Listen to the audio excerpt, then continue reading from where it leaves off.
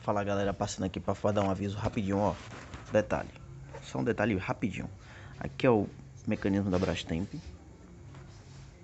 Tá vendo aqui?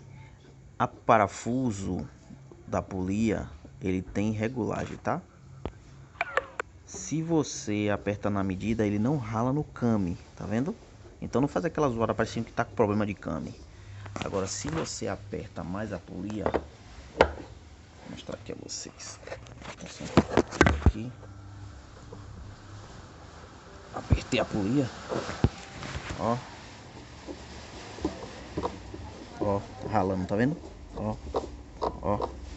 Ó. Então fica com essa zoada de câmbio, ó. Então se ligue.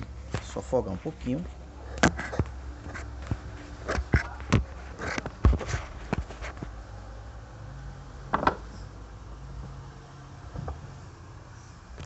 Então tem regulagem, tá?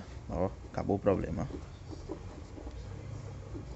O técnico fala, ah, fiz agora a mecânica, tá fazendo zoada, já troquei câmbio, já troquei polia. É isso aí.